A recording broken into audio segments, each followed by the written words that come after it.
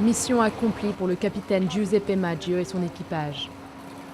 Ils ont réussi à sauver 260 migrants en difficulté au large des côtes siciliennes, dont bon nombre d'enfants et de femmes. Une opération qui s'est bien déroulée, mais ce n'est pas toujours le cas. Le capitaine du Fiorello a dû parfois aussi récupérer des corps lors de naufrages. Une épreuve pour ce jeune père de famille.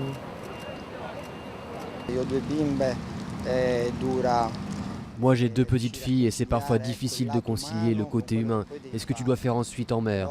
Parfois il arrive, nous on met vraiment tout ce qu'on a dans le ventre pour que personne ne meure en mer. Mais le flux est tellement important que malheureusement, il est arrivé que des naufrages aient lieu.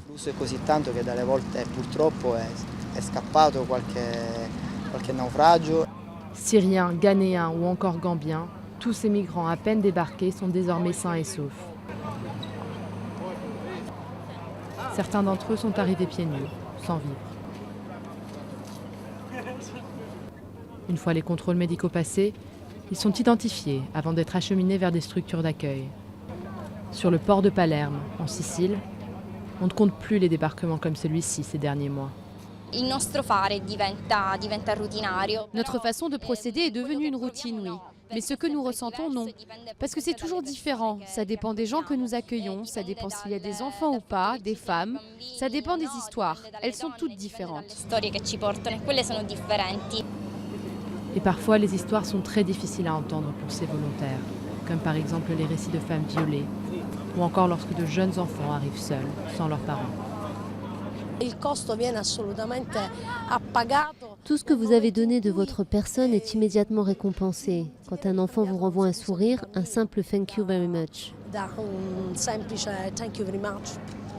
Avec la fin programmée de Mare Nostrum, l'opération italienne lancée il y a 1 an pour secourir les migrants en mer, beaucoup redoutent la multiplication des naufrages. On estime que plus de 3300 candidats à l'immigration auraient péri en mer depuis le début de l'année.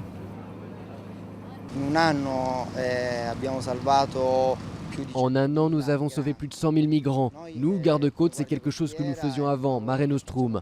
On continuera en attendant qu'il y ait, on l'espère, une coordination au niveau européen. C'est ce que tout le monde souhaite.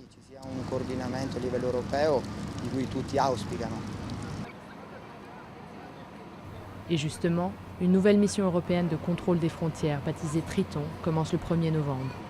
8 pays de l'Union européenne, dont la France, vont mettre des navires et des avions à disposition. Mare Nostrum espère ainsi pouvoir en profiter pour s'effacer petit à petit.